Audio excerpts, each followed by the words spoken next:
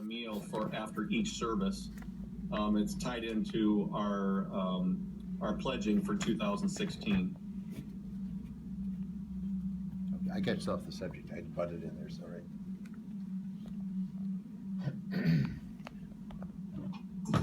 Dave, just off the top, did you have an opportunity to check our stewardship initiatives as we have created them thus far? I did look at them. I'm gonna have to go back and open the email up here. All fine. So I've got access to it. I did not print it. I should have probably printed it.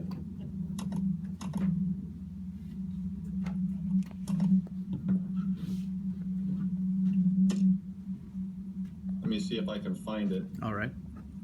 That came from Michael. Right. Mike, yep. That would be me. Okay. Should we go around and do introductions so that you have some idea who you're talking to? Yeah, let me find this first. My computer's still catching up with me here. Sure. I just saw it. Michael Bush.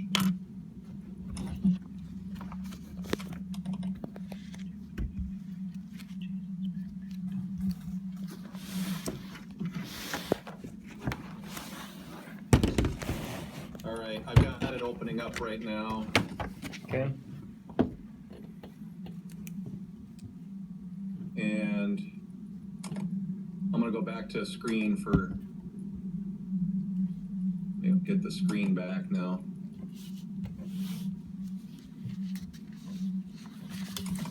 There you are. Okay, I just had to double click. All right.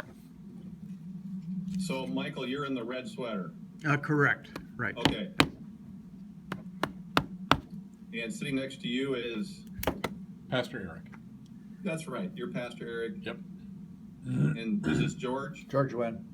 Hi, George. Howdy. And just to my right is Jim Niemeyer. Correct? Saying it right, Jim? Jim. Jim. We'll go with that. Your middle name? No. Enough. And my name is Jason. I emailed you about setting this up. Gotcha. Okay.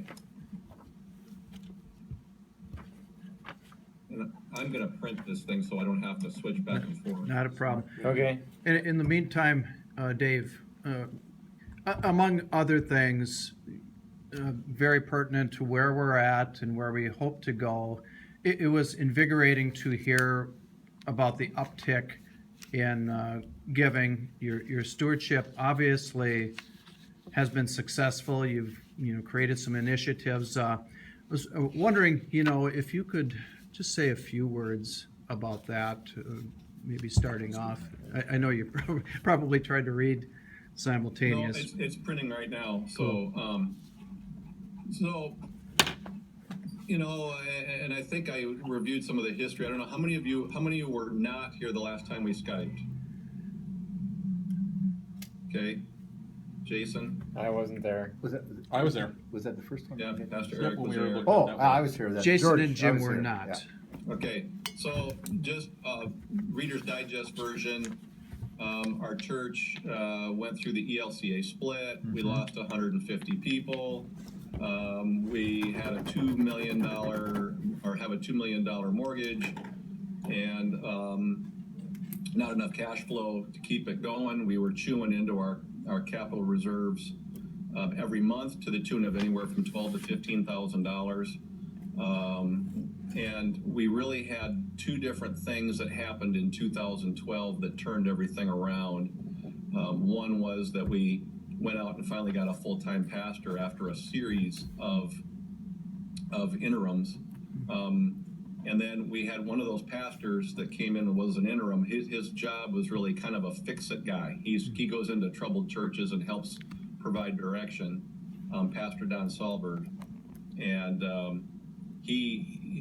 between our efforts of getting a new pastor, the direction we got of turning things around strategically from Pastor Sahlberg, and our stewardship campaign, we stopped the bleeding. Now, that year, our stewardship campaign was it was, let's just say it had a tone of panic to it. It was, if we don't do this, we're shuttering this place. And then the next year it got lighter, and the next year it got lighter. I led I was the de facto stewardship leader those 3 years. Last year and the year, what they're doing this year, I'm not doing it this year, I've got too many other things going on, but last year and this year, we're doing the Consecration Sunday, which we call it Consecration Week because of Wednesday. But the Consecration Week is actually a book. It's actually a published it's actually a stewardship program that you buy the book and all the materials, and it leads you step by step through it. And that dinner is just part of it. One of the associate pastor or associate directors of the ELCA of South Dakota actually came in and helped us last year, and this year I think we just had to add water and stir. So when we went into, our goals changed every year, right? I mean, our first goal was to stop the bleeding the first year. The second year, I think we saw about an 8% increase. We did our own stewardship campaign. It was one Pastor Scott had, and I think we had a 5 to 8% increase. And then Consecration Sunday and Wednesday last year, where we really emphasized biblical giving, right? He actually came in and talked about and separated fundraising from biblical giving. We hammered on that last year because we all acknowledged that the ongoing daily giving was, was the most important, not the putting out the fire type thing. If we had a need, we'd have a separate fundraising campaign, but we needed to teach biblical giving, and that the giving that we do every Sunday isn't to buy the chairs, it's not to pay the electricity, it is indeed our gift to God, period. And that was the message that we did last year. We had a 12.5% increase last year. Wow. So we didn't do anything. After I was reading your document, I'm going to grab it here in a second, but when I was reading through the document, I noticed you have multiple goals as far as tithing and I want to increase this 50% and that 50%. Honestly, we didn't do that. To put it in the words that I used last year, I said we put the faith in our congregation that if we gave them the right message, they would respond, and they did. And we got out of setting goals by individual. And there's a step up thing that's in part of that Consecration Sunday program. But the only goal we had was to we put our faith in the program, we put our faith in Pastor Tesh, and boom, lo and behold, we had a 12% increase. And in our church, that put our budget over $800,000.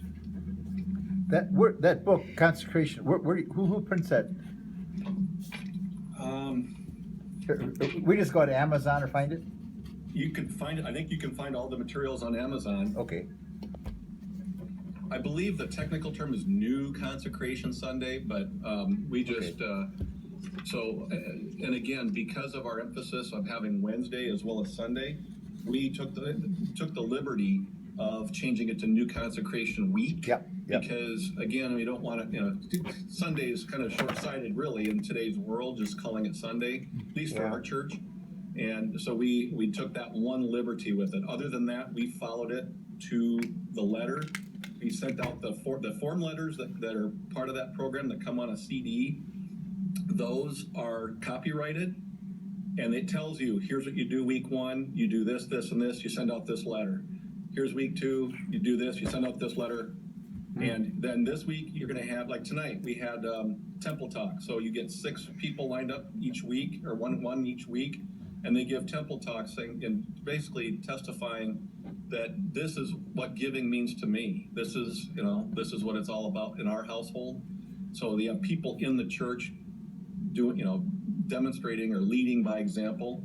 And then the actual tactics of the stewardship program is that we have a lead giving dinner where you bring in the probably your more generous folks that you're coming in and you're saying, look, folks, we need you to lead by example. We want to go to, when we announce the this to the rest of the church, we want to say we're this far along, and we want you to help engage the rest of the church to give. So it's kind of a lead giver, and then you follow up with the dinner thing after that. And honestly, what it's left up to is when we have those services, the last week, when it all culminates in the last week, it's a 6-week program, by the way, but when it culminates in the last week, everyone turns in their cards at that service. They turn in their cards, or collected their pledge cards for the next year, and everyone goes and has a catered meal. It's a leap of faith. You spend the money. I think we spent $3,000 on a caterer from right here in Brandon last year. We had egg bake at the morning service, which wasn't that expensive. I think we had a macaroni casserole thing where it was all in big sheets, right? It wasn't expensive. It wasn't like steak dinners or anything like that. It was church food, and it was rather inexpensive. I think we spent between $3,000 and $4,000 total, and it's a leap of faith, and it's an investment in the fact that everyone says, you know what, this is a going concern. I get the message. I want to be a part of it.